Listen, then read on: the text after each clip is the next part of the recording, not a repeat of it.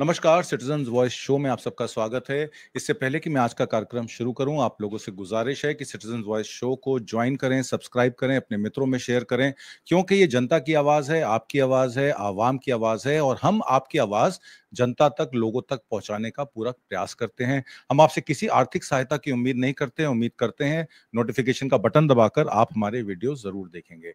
आज एक विशेष पैनल मैंने बुलाया है जिसमें डॉक्टर प्रभात बाजपेयी, फॉर्मर कानपुर यूनिवर्सिटी के डीन, बहुत-बहुत स्वागत है प्रभात बाजपेयी जी आपका।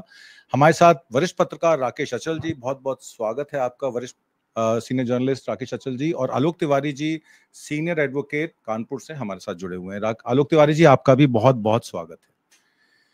और जो चर्चा का विषय है वो मोदी जी की 15 अगस्त की स्पीच और डेमोग्राफी मिशन को लेकर है। टास्क फोर्स 2047 की हम बहुत टाइम से सुनते आ रहे हैं कि 2047 में भारत विकसित हो जाएगा, टास्क फोर्स बनाई जाएगी उसके लिए, और उस टास्क फोर्स का अनुमोदन जो है कल 15 अगस्त लाल किले से प्रधानमंत्री मोदी ने किया।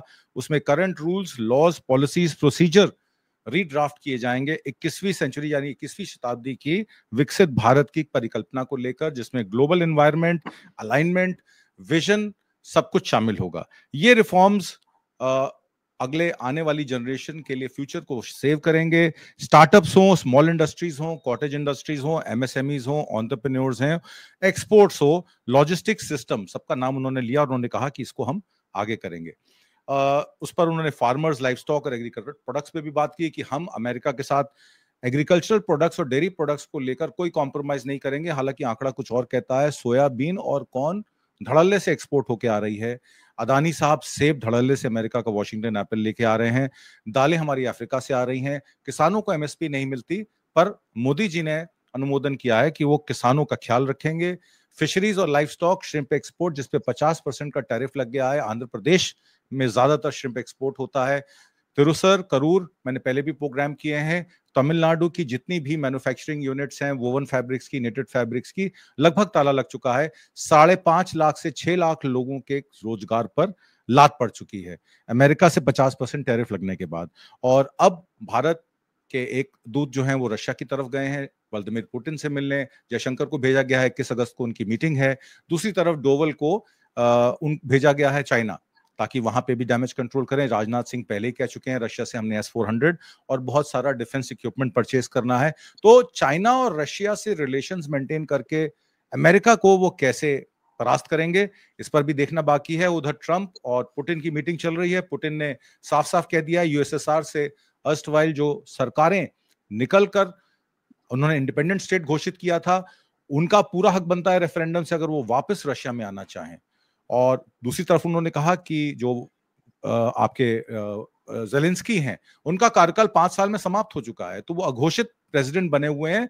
या तो वहां रेफरेंडम कराया जाए या चुनाव कराया जाए, कोई हक नहीं बनता उनको इस वॉर को कंटिन्यू करने का। इस पर डोनाल्ड ट्रंप के पास कोई जवाब नहीं है। डोनाल्ड ट्रंप तो ये सोच रहे थे कि थोड़ा बहुत ट्रेड ऑफर करेंगे, तेल को फ्री करेंगे, तेल के खेल को ओपन कर देंगे, क्योंकि $60 कैप पे तेल पे भारत और चाइना को ही मैक्सिमम एक्सपोर्ट जा रहा था, जिसका फायदा उनको मिल रहा था। और रशिया से तेल इंपोर्ट करने की पाबंदी पर ही 25% टैरिफ लगाया गया। तो अब किस तरीके से भारत के फार्मर्स हों, कैटल रियरर्स हों, फिशरमैन हों, मोदी जी उनको बचाएंगे, इस पर भी सवाल खड़ा हो जाता है। और तीसरा सबसे बड़ा, उन्होंने डेमोग्राफी मिशन लॉन्च किया जिसमें इन्फिल्ट्रेशन और इलीगल इमिग्रेशन पर बात की। इस पर मैं विस्तार से चर्चा करूंगा। उससे पहले डॉक्टर प्रभात बाजपेयी, मैं आपसे पहली टिप्पणी लेना चाहता हूं। प्रधानमंत्री मोदी के वक्तव्य को आप कैसे देखते हैं? और दूसरी बड़ी बात, आरएसएस को उन्होंने दुनिया का सबसे बड़ा एनजीओ करार दे दिया, जिसकी कोई रजिस्ट्रेशन नहीं है, और एनजीओस को फॉरेन एक्सचेंज में पैसा लेने की मनाही है। आपने देखा एफसीआरए में कितने, एमनेस्टी इंटरनेशनल हो और यूनिट्स हो, कितने बंद हो गए। तो क्या आरएसएस को एनजीओ करार देकर उन पे प्रतिबंध लगाया जा रहा है डोनेशंस लेने के लिए? दोनों सवालों पर जवाब। देखिए, एनजीओ नॉन गवर्नमेंट ऑर्गेनाइजेशन कहीं ना कहीं गवर्नमेंट के साथ रजिस्टर्ड भी होता है। They do not take help from the government. हो सकता है कुछ सब्सिडी, कुछ पैसा मिल जाए, लेकिन वो काम करते हैं सरकारी निर्देश नहीं बल्कि सरकारी योजनाओं के तहत एक अलग हट के काम करने वाले। ऐसी दशा में एनजीओ की परिभाषा में क्या आरएसएस फिट होता? पहली बात ये। दूसरी चीज ये है कि ये तो भूल जाइए कि फॉरेन डोनेशन या कोई डोनेशन लेने पर प्रतिबंध लगाया जा रहा है। It was simply A case of glorification of RSS, क्योंकि एनजीओ के आगे जो कहा गया कि राष्ट्र निर्माण में बड़ी भूमिका निभाई। Do they have one example where they did contribute? One example? They don't have, not even one. But rather on the other hand, ये वही है जिनको अब लेटेस्ट एडिशंस में वो मैटर हटा दिया गया कि Britishers are not our enemy, our enemies are Christians, Muslims and communists. Is it a function of NGO? तो एनजीओ तो एक फॉल्स मास्किंग है। हो सकता है आदरणीय प्रधानमंत्री इसलिए कह गए हों कि उन्हें पता ना हो या उन्होंने ध्यान न दिया हो कि एनजीओ क्या होता है। एनजीओ का रजिस्ट्रेशन होता है, आरएसएस का आज तक कोई रजिस्ट्रेशन नहीं। पंडित जवाहरलाल नेहरू ने सन 46 में सरदार पटेल गृह मंत्री को पत्र लिखा कि इनके साथ सबसे बड़ी दिक्कत यह है कि इनकी मेंबरशिप पता नहीं, कौन आया कौन गया कुछ पता नहीं है, और इनके वैचारिक लोग धीरे धीरे विभिन्न प्रकार की सरकारी सेवाओं में घुसते जा रहे हैं। ये शक कब से है? तो एनजीओ कहना तो गलत है।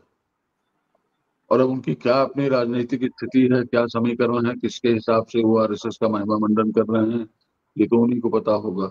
जो दिखता है वो ये है कि संभवतः आज की स्थिति में जो जगत प्रकाश नड्डा पहले कह चुके हैं हमें आरएसएस की जरूरत नहीं है, उसको बैलेंस करने की कुछ ये स्थिति बन रही है। जी मैं आता हूँ लौट के आपके पास। राकेश अचल जी, इन्फिल्ट्रेशंस पर और इलीगल माइग्रेशंस पर बांग्लादेश के बहुत सारी चीजें निकल के आई। अमित शाह साहब ने 2022 में टर्माइट कह दिया था झारखंड के इलेक्शन में इनको। उसके बाद मोहन भागवत साहब ने भी इस पे तमाम टीका टिप्पणी की है।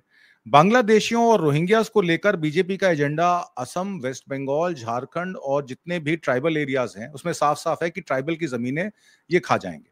और उसके बाद जितनी भी सोशल आपके सर्विसेज होती हैं, फ्री राशन है या और भी चीजें हैं, उस पर भी रोहिंग्याज और बांग्लादेशी का नाम आ जाता है। आपको याद होगा झारखंड में जब इलेक्शन हो रहे थे, एक होटल में से 4 महिलाएं और 2 पुरुष पकड़े गए थे।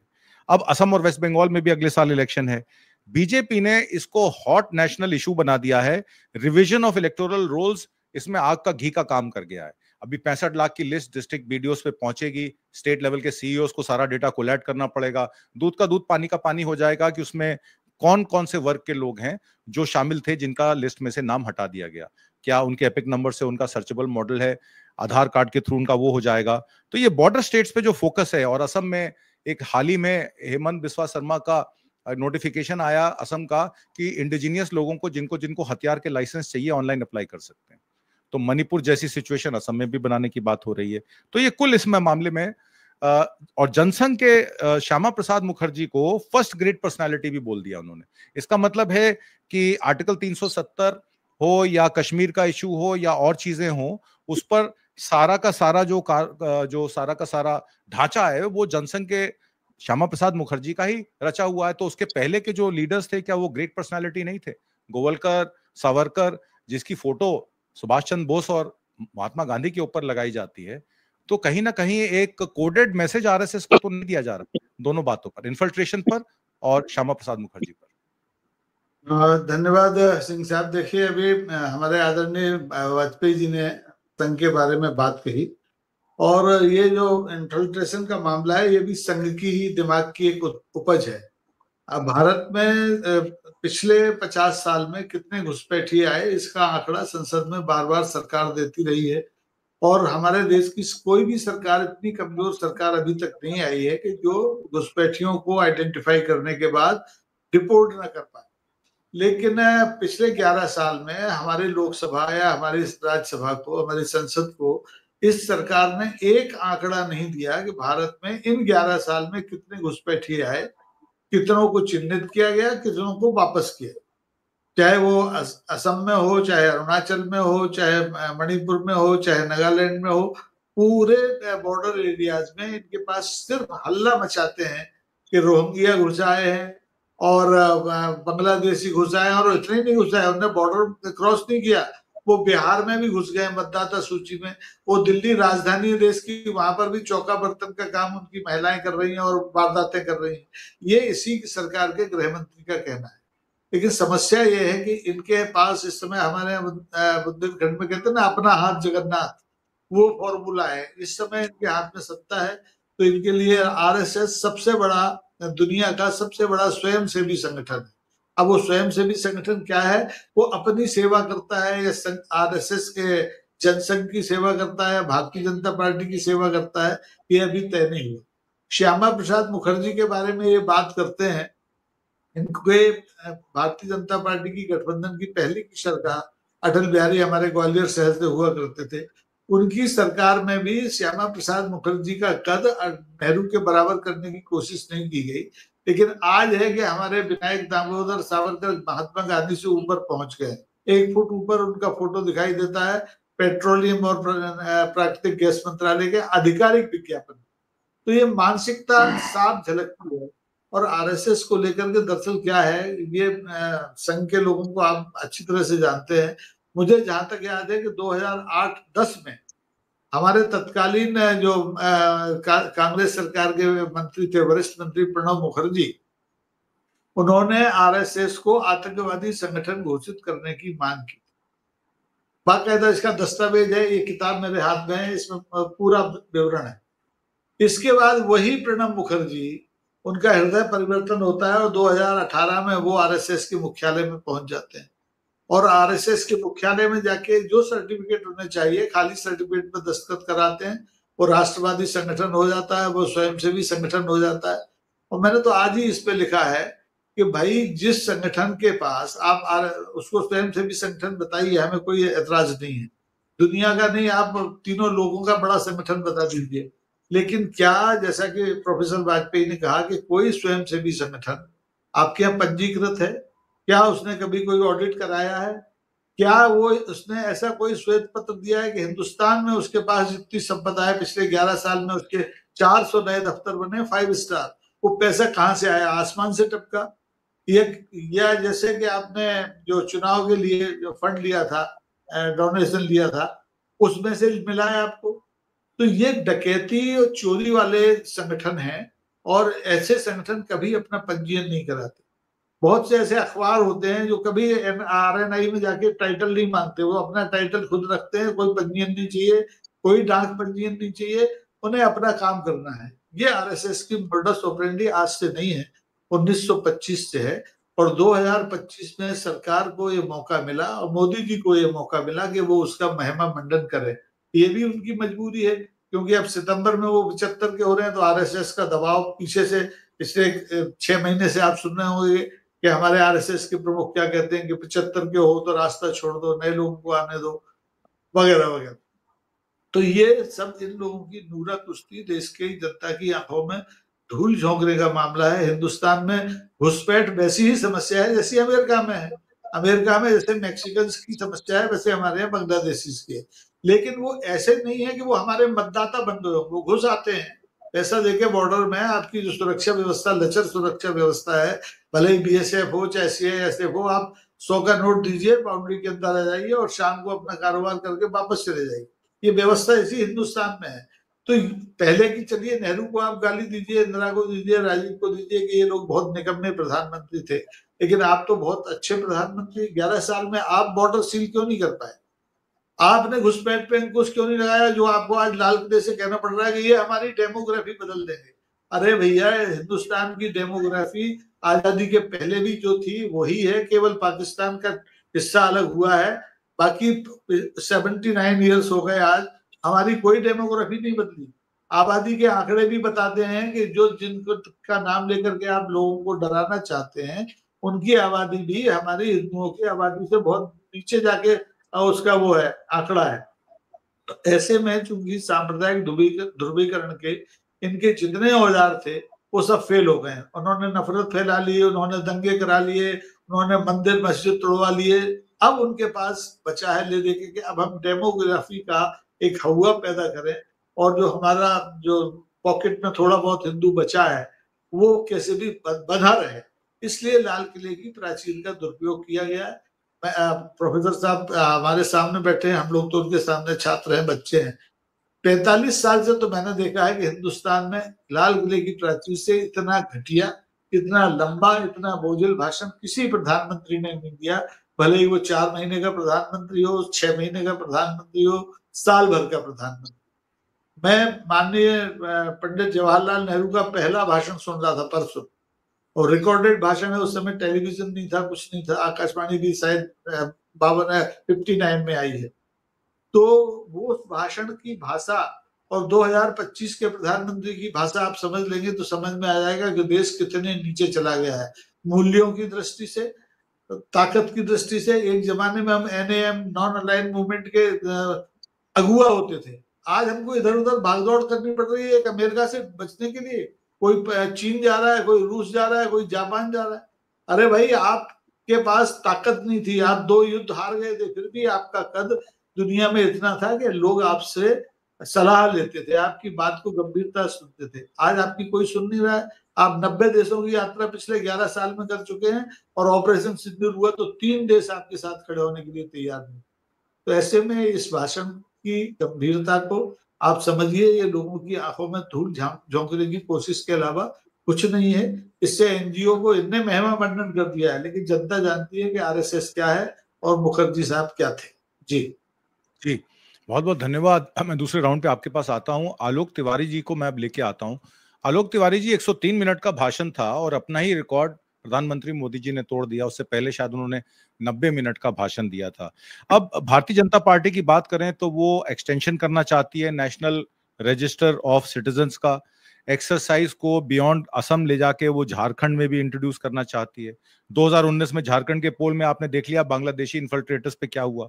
RSS का जो इशू है वो एक सिविलाइजेशन चैलेंज को एड्रेस करने की बात कर रहा है, भारत के सोशियो पॉलिटिकल फैब्रिक को छेड़ने की बात कर रहा है। 2022 की विजयदशमी स्पीच में RS भागवत की आपको कोट करता हूं। उन्होंने कहा पॉपुलेशन का एक इम्बैलेंस हो गया है, और ये imbalance creation of new countries such as East Timor, South Sudan और कोसोवो। अब भारत की तुलना आप सुडान, कोसोवो और तिमोर जैसे छोटे छोटे कंट्री से करने लगे। और उन्होंने वार्न किया कि जहां पॉपुलेशन इम्बैलेंस होता है वहां नए देश बनाए जाते हैं। उन्होंने कहा कि पार्टीशन और creation of Bangladesh is an example of how shifts in population composition when aligned with political movements could alter the map itself। यानी कि बांग्लादेश के जो अपराइजिंग हुई और जो अभी आपने देखा कि सरकार गिरी शेख हसीना की स्टूडेंट अपराइजिंग से, तो वो इस बात को कह रहे हैं कि भारत में भी ऐसा होने की संभावना है। Comprehensive population control policy applicable to all without exceptions and said with determination so that society accepts it. आपका इसके बारे में क्या कहना है? और दूसरी बात, जो विकसित भारत की बात कर रहे हैं उसमें प्रधानमंत्री मोदी ने मेड इन इंडिया जेट्स की बात की। तेजस LCA को, मतलब लाइट कम्बैट एयरक्राफ्ट को कमीशन किए हुए 20 साल से ऊपर हो चले हैं। GE के 12 इंजन इस साल आने थे, अभी तक दूसरा इंजन आया है। हम अपना इंजन तो बना नहीं सकते, हवाई जहाज का ढांचा बना के बैठे हैं। HAL की बात की जाती है, देश की संस्थाओं की बात की जाती है। संस्थाओं को तो अपग्रेड किया नहीं गया, सब चीजों का निजीकरण कर दिया गया। इस पर आपका क्या कहना है, निजीकरण पर? और जो RS भागवत ने 2022 में बात की और जिसका उन्होंने आगाज 2024 में भी किया। ऐसा है, भारतीय राष्ट्रीय स्वयंसेवक संघ को साइकोलॉजिकली टेस्ट करने की जरूरत होती है। ये जो दूसरे पर आरोप लगाते हैं वो ये करने को तैयार बैठे रहते हैं। अगर ये लगातार इतने पावरफुल बने रहे तो वो सब हो जाएगा जो ये कह रहे हैं। ये हमेशा इस बात को आपको देखेंगे सब, यहाँ ये ज्यादा हो गए हैं, वहां वो ज्यादा हो गए हैं, वहां ये ज्यादा हो गए हैं, यहाँ ये ज्यादा। इनका इस बात पे कतई विश्वास नहीं कि जितने जो जहां हैं वो सब एक साथ सुखी रहे। ये करते हैं डेमोग्राफी चेंज। अव्वल तो ये चाहते नहीं थे कि कश्मीर घाटी भारत में आए, हिंदुआना जम्मू इनके पास आ जाए और वो मुस्लिम लीग पाकिस्तान ले जाए जो घाटी। इसके लिए डेमोग्राफी चेंज करी थी। 1946 में जब जम्मू का भीषण दंगा हुआ था, ये जैसे गांधी जी दंगे के वो गांधी जी आजादी की लड़ाई में बहुत सारे क्षेत्र बांट देते थे कि ऐसा है, जरा बॉम्बे प्रेसिडेंसी देखेंगे पटेल वगैरह, तो इधर हिंदी बेल्ट नेहरू देख लेंगे, तो उधर बंगाल में कोई और देख लेगा तो ये दंगे के लिए बांटा कर पाते थे। बलराज मधु बिलोंग करते थे जम्मू को, इन्होंने भीषण दंगा कराया जम्मू में, एक अच्छी तादाद थी मुसलमानों की, उनको धकेल दिया घाटी की तरफ। लेकिन चूंकि वहां पर शेख अब्दुल्ला ताकतवर था and he was secular by character, उसका रिफर्केशन वहां नहीं, आबादी ढकेल दी। अब जब ये दोबारा विश्वनाथ प्रताप सिंह सहयोग से आए सत्ता ही थी, क्योंकि इनका आदमी जगमोहन वहां गवर्नर था, इन्होंने भय दिखाया। वहां पर एक नाटक खेला गया रुबैया शहीद के अपहरण पर, आतंकवादी छोड़े गए, जगमोहन शेख अब्दुल्ला चीफ मिनिस्टर से भीषण दबाव बनाया। देख लीजिए भय कौन दिखाता है, ये भय दिखाते हैं, अपराधी भयभीत होता है, भय दिखाता है। स्वतंत्रता का नाम है अभय होना। इन्होंने गांधी की हत्या देख करके भय दिखाया था, तब दिनकर ने कहा था बिछड़े अभय देश में गांधी और जवाहर। देखिए उसी कश्मीर की बात है, पंडित नेहरू के भाषण की जिक्र भी अचल जी ने की, शायद वो चले गए हैं। वो टीचर थे, वो पब्लिक मीटिंग में क्लासरूम की तरीके बात करते थे, उनकी बातें आज वर्बेटिम जो है सही आपके देश पे साबित हो रही हैं। उन्होंने बड़ी सख्ती से एक बार कहा था कि डर ये अगर आपके दिमाग में बैठ जाए तो सब कुछ खत्म हो जाता है, सब कुछ खत्म हो जाता है। इसके लिए पंडित नेहरू ने कल्हड़ को उद्धृत किया था राज्य तरंगिणी। वो डोगरी साहित्य है, कल्हड़ साहित्यकार थे, इतिहासकार थे, और पंडित जी कश्मीर को बिलोंग करते थे, तो उनको कश्मीर की बहुत सी चीजों से प्रेम था। बेशक वो शायद मेरी समझ में डोगरी नहीं जानते होंगे, तो अपने भाई बहनोई रणजीत सीताराम पंडित के जरिए उन्होंने कल्हड़ को पूरा जो है ट्रांसलेट करवाया था। और ऑब्वियसली ये बात आजादी के पहले की हुई होगी, क्योंकि रणजीत सीताराम पंडित जी की डेथ जो है भारत छोड़ो आंदोलन के दौरान जेल में हो गई। उसको कोट करते हुए उन्होंने कहा कि कल्हड़ का कहना था कि राजा को प्रजा का भय दूर करके शासन करना चाहिए। धर्म भय दूर करने का साधन है। देखिए एक बड़ा फिल्मी नगमा है, भय भंजना, ईश्वर को भय भंजना कहा गया है, भय भंजना वंदना सुन हमारी। ये डर दिखाते हैं, मुस्लिम आ जाएंगे, ब्लास्ट कर देंगे आपके देश में, आपके रिसोर्सेस कब्जा कर लेंगे, ये सिर्फ डर दिखाते हैं। करीब करीब 1912 की बात है, बंगाल में एक श्रीमान जी ने ऐसे ही दक्षिणपंथी, तो उन्होंने किताब लिखी थी कि आने वाले 20 साल में हिंदुस्तान में मुस्लिम भारत से हिंदू से ज्यादा हो जाएंगे। आज भी सब कॉन्टिनेंट में आप गिन लीजिए हिंदू ज्यादा है। ये डर दिखाते हैं। दूसरी चीज, अभी कुछ साल पहले इनका एक सांसद था हुकुम सिंह, कैराना को बोला कश्मीर बन रहा है। ग्राउंड पर जाकर के, बाद में उसने माफी मांगी, ग्राउंड पर बहुत से पत्रकारों ने वहां सर्वे किया जाकर के, ऐसा कुछ नहीं था, बड़ा मिक्स पॉपुलेशन थी, बड़े प्यार से रहती थी, ईद दिवाली सब मनाते थे।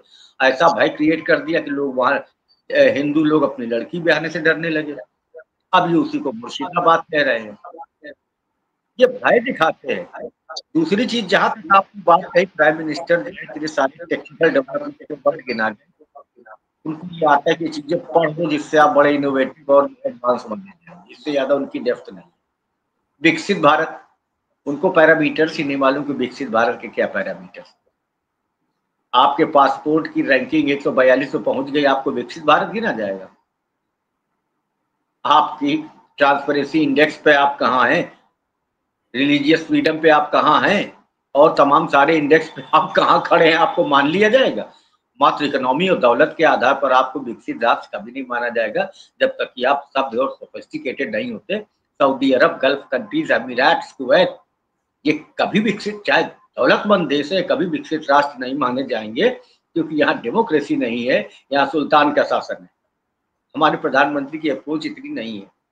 और जहां तक ये घुसपैठियों की बात कर रहे थे, इसका मतलब सामने बैठे होम मिनिस्टर को नाकाबिल घोषित कर रहे थे। उनको मालूम ही नहीं वो कह क्या रहे हैं, उनको माइक पकड़ के झोंकम झोंक करने की आदत है। और बाई द चांस इस देश का बहुत से आदमियों का जायका इतना खराब है, उनको भाषण चाहिए, सब्सटेंस नहीं चाहिए। बात मैं बता रहा हूं, भाषण बड़ा कंसाइज होना चाहिए। अभी राम अचल जी ने बात कही कि पंडित नेहरू का प्रथम भाषण एक तो ट्रस्ट द डेस्टिनी उन्होंने ट्रांसफर ऑफ पावर के समय कॉन्स्टिट्यूएंट असेंबली में दिया था। उसके नेक्स्ट डे उन्होंने कहा था कि स्वतंत्रता का माने कि वो सियासी आजादी नहीं, स्वतंत्रता जब अपनी असली पोशाक तब पहनती है जब जनता को सहूलियत हो। आपने हिंदुस्तान की एक अक्सरियत की लाइफ को कॉम्प्लिकेट करके रख दिया है। तो बातें करते हैं भाई, दिखा के गुलाम बनाते हैं। पहले डर दिखाना और फिर उस पर यह एहसास कराना रक्षा तुम्हारी हम करें। ये इनका एक जो है मोडास ऑपरेंडी है।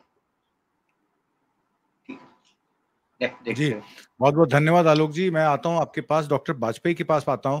डॉक्टर वाजपेयी, दो चीजों पर अब बात निकल के आ रही है, एक तो इंटरनल थ्रेट्स और एक एक्सटर्नल थ्रेट्स। अब मैं इंटरनल थ्रेट पॉलिटिक्स की बात कर लूं। पहले अक्टूबर 2024 में पॉलिटिकल डिस्कोर्स में आंध्र प्रदेश के चीफ मिनिस्टर चंद्रबाबू नायडू और तमिलनाडु के एमके स्टैलिन ने कहा था कि ये जो फर्टिलिटी साउदर्न स्टेट्स की कंट्रोल में लाई गई साक्षर अभियान के जरिए साक्षरता बढ़ी, जाहिर तौर पे फर्टिलिटी रेट कम हुआ, पॉपुलेशन कंट्रोल में आई, डीलिमिटेशन से उनकी सीटें पार्लियामेंट में कम हो जाएंगी, सदर्न स्टेट्स और वेस्टर्न स्टेट्स को नॉर्दर्न स्टेट्स का एकाधिकार जो है उसका सामना करना पड़ेगा।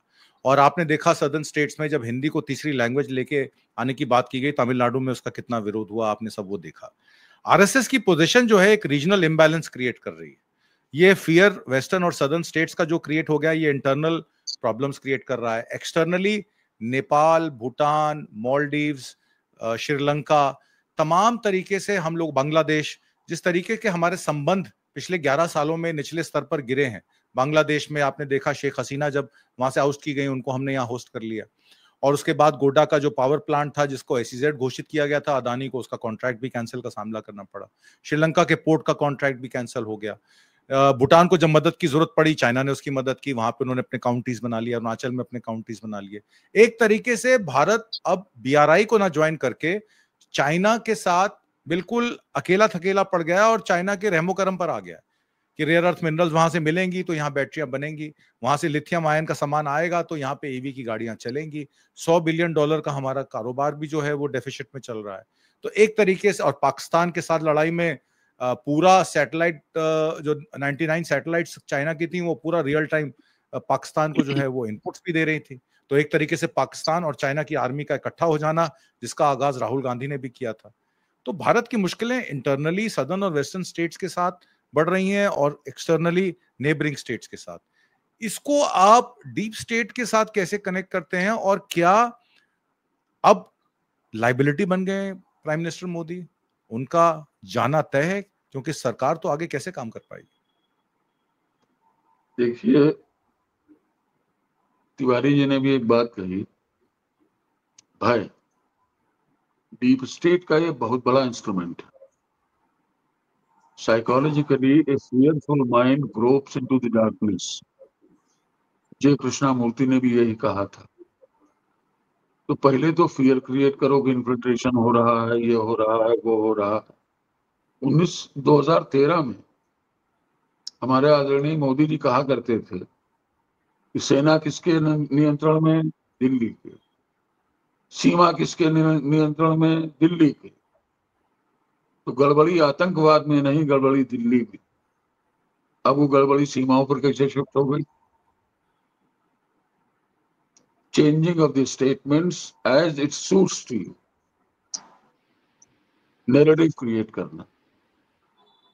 जहां तक आपने डीप स्टेट की बात कही, तो डीप स्टेट की एक सीरीज है किताबों की, डेविड आइक। इसकी पहली किताब जो थी द ट्रैप, उसमें बड़ा साफ साफ लिखता है, और उस वक्त ये हालत नहीं आई थी, बट ही प्रेडिक्टेड कि China will be projected to be number 1 economy and number 1 military power in the world, and Trump will be brought to the chair for a glorious destruction of America. Don't you see these two things now? दिखाई नहीं दे रहा? Glorious destruction of America. अब भारत को विदेश नीति में रखना ये चाहिए था, जो पहले भी किया गया, कि पड़ोसियों को पोषित करो ताकि आपके यहाँ घुसे ही नहीं, अपने बिजनेस में लगे रहें, अपने काम में लगे, उनसे इंपोर्ट एक्सपोर्ट बिजनेस वो सब इतना आत्मीयता से आप रखिए कि उनको आपके घर में घुसने की जरूरत ना पड़े, वो हालत ना बने कि पड़ोसी आया बोले आज 1 किलो आटा उधार दे दो, ये होता रहा। तो आप क्यों उनको उस हालत में ला रहे हैं कि वो अब आपसे आटा नहीं मिल रहा तो वहां से लें जहां से मिल रहा। This imbalance is to a major extent a plan one. Politics में ऐसा कुछ नहीं होता जिसकी प्लानिंग पहले से न हो, एट रैंडम कुछ नहीं होता, आपको वो प्लान पता हो न पता हो। रूजवेल्ट ने बड़ी साफ बात कही थी, और कब कही थी, जब 1945 में यूएनओ बना, ऑफिस ऑफ स्ट्रेटेजिक सर्विसेज का कन्वर्जन सीआईए में हुआ, उसके बाद उसने बात कही थी कि there is nothing in the politics which is not planned, everything is planned, and if something appears to be not planned you can bet it was planned. तो जो हो रहा है उनकी प्लानिंग 300, 400 साल आगे की चलती। एशिया में India was emerging as a power. 2010 में द इकोनॉमिस्ट प्रेडिक्टेड कि 10 साल में चाइना की इकोनॉमी को हिंदुस्तान पीछे छोड़ देगा, जबकि चाइना उनकी प्रेफर्ड स्टेट। तो आपको कैसे वो आगे जाने देते? The story started from Vinod Rai and the consequences are before you. परिणाम सबको सामने दिख रहा है। विनोद राय से शुरू हुआ था, जिन्होंने बाद में माफी मांग ली, नहीं मुझे ये नहीं करना चाहिए था। ए प्रोजेक्टेड फियर, 1,37,000 करोड़ का घपला हो गया, जबकि भाषा ये थी कि हो सकता था, प्रचारित किया गया कि हो गया। तो प्रचार, भय, ये दो चीजें, भय और फिर उसका प्रचार, ये प्रॉब्लम क्रिएट करना है। फिर देखा जाता है पब्लिक का रिस्पॉन्स क्या है। अगर आप भयभीत हो चुके हैं तो हम एक सोल्यूशन पकड़ा देंगे आपको कि अब आप हमें को पिताजी मानिए, नहीं तो आपका अस्तित्व खतरे में आ गया। Story is something like this. अगर मैं गलत कह रहा हूं तो बता दीजिए। नहीं, बिल्कुल ठीक कह रहे हैं आप। इसीलिए आपको हम लोग ध्यान से सुनते हैं, क्योंकि आपकी जो बात है वो दूरगामी है। इसका हिस्ट्री से कनेक्शन है और इसका फ्यूचर से भी कनेक्शन।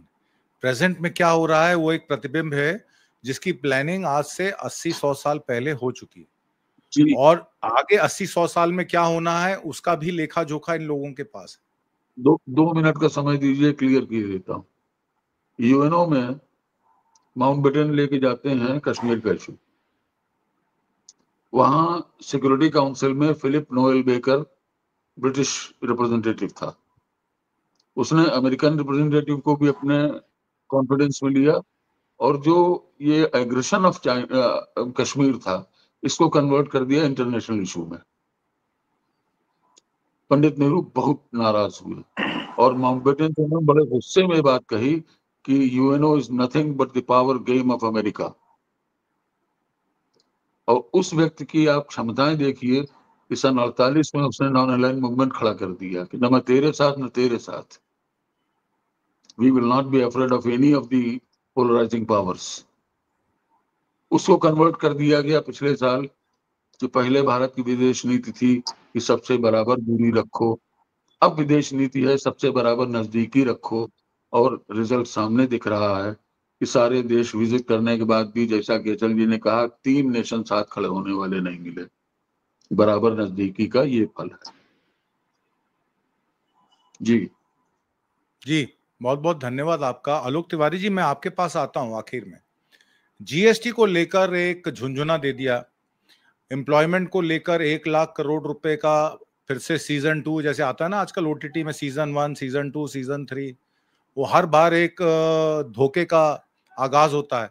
तो एक नया धोखा 1 लाख करोड़ का, 15,000 रुपए इंटर्नशिप का, जिसके बारे में राहुल गांधी 2024 में बात कर रहे थे। जीएसटी रैशनलाइजेशन का, कि आपको याद होगा चिदम्बरम साहब ने कहा था जब जीएसटी इंप्लीमेंट हुई थी कि इसका एक यूनिफॉर्म रेट कर दीजिए, 12% कर दीजिए, 13% कर दीजिए, 14% कर दीजिए। इसको अगर 4 रेट करेंगे तो फिर वैट वाले में और जीएसटी में फर्क क्या रहा? अब उसको रैशनलाइज करके कह रहे हैं कि 2 रेट्स में कर दिया जाएगा। कौन से रेट कर दिया जाएगा उसकी भी कोई आधिकारिक बयान नहीं आया है, पर इनफॉर्मली उन्होंने बता दिया है। आरएसएस की बात करें तो सर्विस, डेडिकेशन, ऑर्गेनाइजेशन और अनमैच डिसिप्लिन आरएसएस का है, ऐसा प्रधानमंत्री मोदी का लाल किले से कहना है। उन्होंने सारे स्वयंसेवकों को अपना सैल्यूट भी किया और उनके सेंचुरी लॉन्ग यानी 100 साल के कंट्रीब्यूशन को नेशनल सर्विस के रिकॉग्नाइज भी किया। और जैसे मैंने कहा कि जनसंघ के लीडर श्यामा प्रसाद मुखर्जी को फर्स्ट ग्रेट पर्सनालिटी भी बता दिया, जिन्होंने कॉन्स्टिट्यूशन के लिए, संविधान के लिए आर्टिकल 370 और realisation of one nation one constitution पर जोर लगाया। और बी आर अम्बेडकर पर कल से तमाम आरएसएस, बीजेपी के नेता कह रहे हैं कि देखिए जवाहरलाल नेहरू उनको पार्लियामेंट में नहीं देना आना चाहते थे, बी आर अम्बेडकर को वो अपोज करते थे, कानून मंत्री उनको मजबूरी में बनाना पड़ा। ये बी आर अम्बेडकर को लेकर और सोशल जस्टिस को लेकर जो राहुल गांधी अब बिहार में एसआईआर पर एक बवाल खड़ा करने वाले हैं, और 2024 के इलेक्शन में सोशल जस्टिस पर इनकी सीटें कई सारी चली गई, इसको लेकर बहुत विचलित हैं प्रधानमंत्री मोदी ओबीसी वोट को लेकर। तो जीएसटी और शोषित पिछड़ा वर्ग और अंबेडकर, ये सारी साजिश, सास बहू और साजिश, इसका व्याख्यान कर दीजिए। देखिए जीएसटी, इनको जहां डाइवर्सिफाइड सोसाइटी है वहां ये यूनिफॉर्मिटी की बात करेंगे। जबरन हम आपकी कल्चर माने या जबरन आप हमारी कल्चर माने, एक दूसरे का रिलीजन जबरन माने, नहीं तो गला पकड़ के आपका जय श्री राम हम कहलवाएंगे। और जहां यूनिफॉर्मिटी की जरूरत थी जीएसटी में, वहां डाइवर्सिफाइड स्लैब लेके आए। ये लोग पागल है। देख लीजिए, संघ का बेसिक आप कैरेक्टर समझिए, ये सैडिस्ट है। लखनऊ के नवाब मुर्गा लड़ाते थे, और जब मुर्गे से खून निकलता था तो वो खुश होते थे। ये एक साइकोलॉजिकल डिजीज होती है। सैडिस्ट होते हैं पीड़ादायी, वो ये हमेशा पीड़ा देने वाले के साथ रहते। जरा इनको देखिए, जब जर्मन यहूदियों को मार रहे थे तब ये जर्मन के साथ थे, और आज यहूदी मुसलमान को मारते हैं तो ये यहूदियों के साथ है। और देश के आजाद होते ही इन्होंने, जश्न का माहौल था, वो जश्न सालों लंबा था, इन्होंने देश को पीड़ा दे दी। गांधी जी चले गए, आज देश की जनता को पीड़ा दे रहे हैं बोलवल्केरियन इकोनॉमिक्स से कि गला काट लिया, इन्होंने फ्यूचर अंधकार में कर दिया है ना। जहां तक श्यामा प्रसाद मुखर्जी की बात है, वो बड़े ग्रेट थे। देखिए साहब, हमारे यहाँ उत्तर प्रदेश से बहुत साल पहले एक लाला राम श्री राम गिरोह था। आप लाला राम से पूछते तो कहता श्री राम ग्रेट है, आप श्री राम से पूछते तो कहता लाला राम ग्रेट है। ये वो लोग हैं, दोनों एक दूसरे को ग्रेट कहते हैं। अम्बेडकर को कौन सी मजबूरी थी पंडित नेहरू के सामने? ये उनका बड़प्पन का नहीं, ये बड़प्पन कर पाते हैं ना, बड़प्पन को ये डाइजेस्ट कर पाते हैं, ये हम क्यों नहीं कर पाते हैं?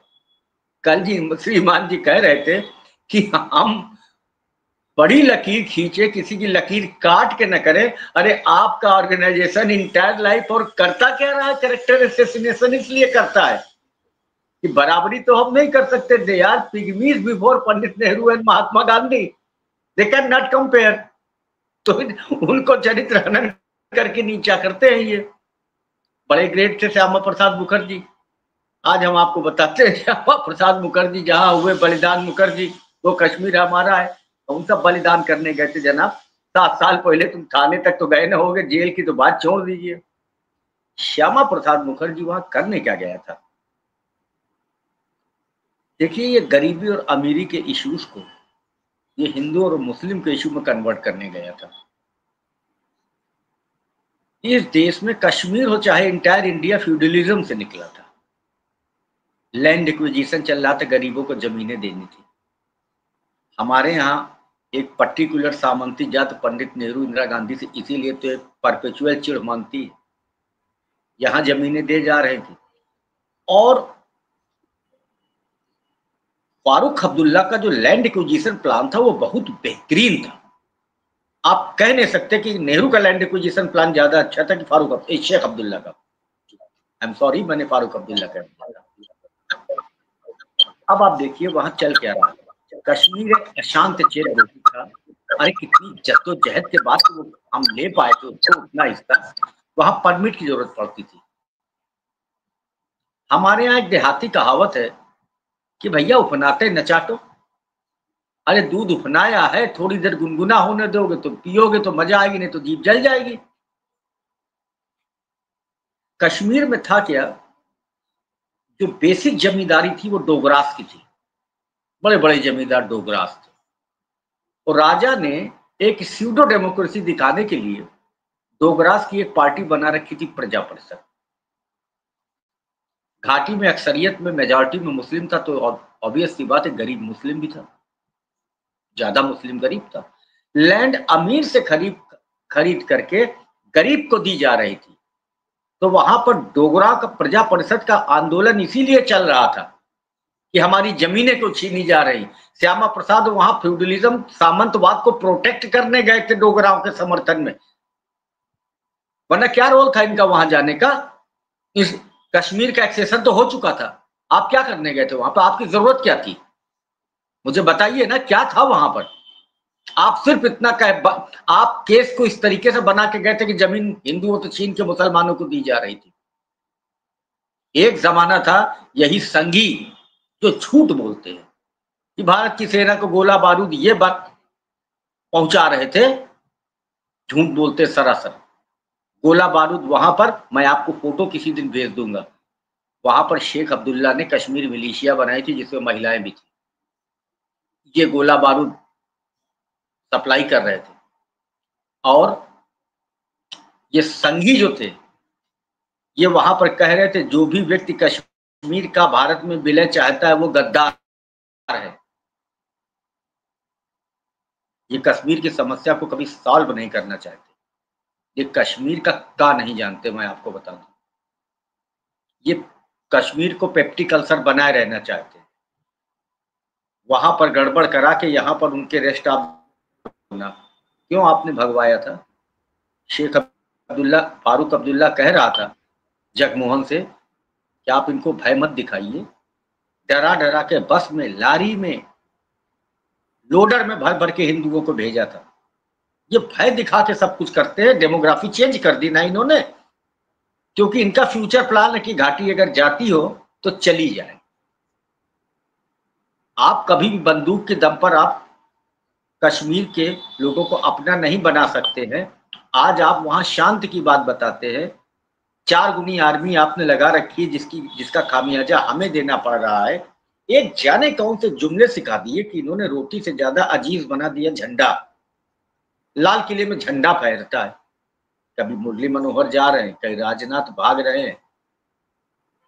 एक बड़े ऑप्टिक्स, तो जाने कैसी कैसी अजीब टाइप की बातें बना करके देश को मूर्ख बनाते हैं। ये कश्मीर में ना इनकी कोई अप्रोच है ना कुछ है। जब कश्मीर में हिंदू को डरा के जगमोहन भगा रहे थे तो शेख अब्दुल्ला ने कहा था कि इनको समझाइए आप डर क्यों दिखा रहे हैं। एक नेशनल कॉन्फ्रेंस का नेता हिंदुओं की बस्ती में घूमा हाथ जोड़ करके कि आप लोग मत जाइए, उसे गोली मार दी गई थी।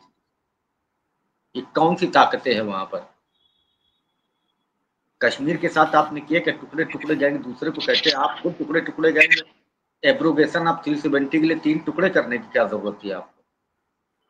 मैं इसको कंक्लूड करना चाहता हूं 2 बातें कह के। पहली बात तो ये कि 36 सिंहपुरा की जो घटना थी जिसमें 36 सिख मारे गए थे, उसका आज तक नहीं पता लगा कि वो किलर्स कौन थे। हालांकि कहा गया वो आतंकवादी थे, पर यह भी एक डीप स्टेट का काम हो सकता है।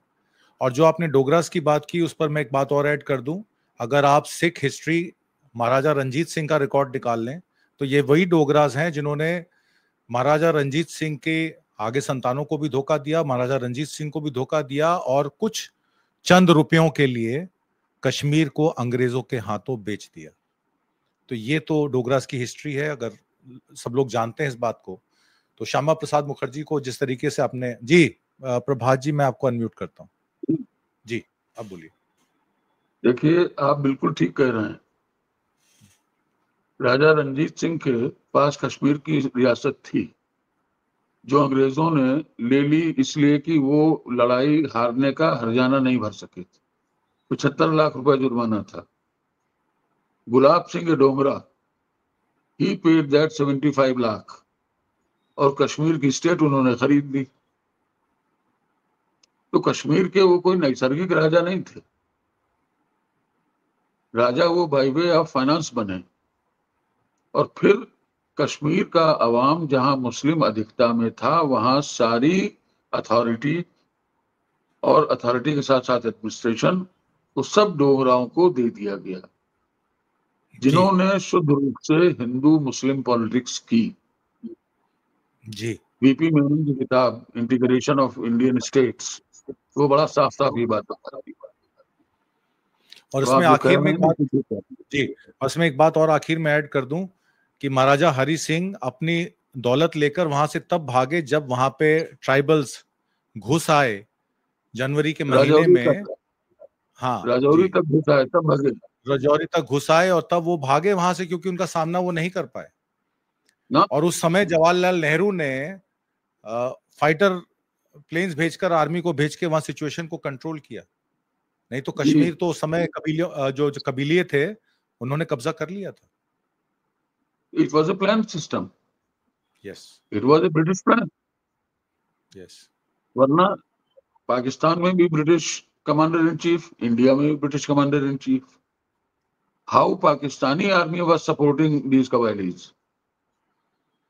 इट वाज, शुद्ध रूप से पाकिस्तान से ये एग्रेशन कराने का it was a British plan. Yes supreme commander Mountbatten बैठे तमाशा देखते हैं। देखिए तिवारी जी कुछ कहना चाहते हैं। देखिए, इस देश की जनता को हालातों के बारे में, टेक्निकलिटीज के बारे में मालूम ही नहीं है। Was Nehru as powerful prime minister as nowadays prime minister is? That was a dominion state. We were governed by Government of India Act 1935. There was no our constitution. Actually प्रधानमंत्री तमगा दे दिया जाता है। वो गवर्नर की, viceroy की governing council के deputy chairman थे। वो लेम डक प्राइम मिनिस्टर, तो उनकी कोई पावर्स नहीं थी। और सबसे अहम बात है कि वो इंडियन आर्मी नहीं लड़ रही थी, वो ब्रिटिश आर्मी थी। लॉकमार्ट युद्ध शुरू होते समय हमारा सेना अध्यक्ष था, बाद में रायबूचर बना, उधर जॉन केरी था। और जनरल करियप्पा जो लड़ रहे थे, उन्होंने एक बार कहा था कि इतनी दिक्कत आ रही थी लड़ने में कि दोनों देश के जनरल्स स्ट्रेटेजी ट्रांसफर कर देते थे। नेहरू ने अपनी एडमिनिस्ट्रेटिव कैपेसिटी में कुछ किया ही नहीं, अपनी जिद और ताकत के दम पर किया। ये किस्सा जो राजा कितना बदमाश था, उसने नेहरू के साथ और शेख के साथ किया क्या, किसी और प्रोग्राम में डिस्कस कर लेंगे। मैं एक सवाल कहता, पूरी भाजपा रोती है ये कश्मीर में नेहरू ने क्या। ये जरा नेहरू की एक कमी राजा हरि सिंह के लड़के डॉक्टर कर्ण सिंह बता दे, मुंह खोल दे। उनका नैतिक हिम्मत है, सारी जिंदगी उन्होंने कांग्रेस में गुजार दी। बकवास करते हैं, बकवास। आज की परिचर्चा में भाग लेने के लिए डॉक्टर प्रभात बाजपेयी, आलोक तिवारी और राकेश अचल जी, आपका बहुत बहुत धन्यवाद। नमस्कार, जय हिंद।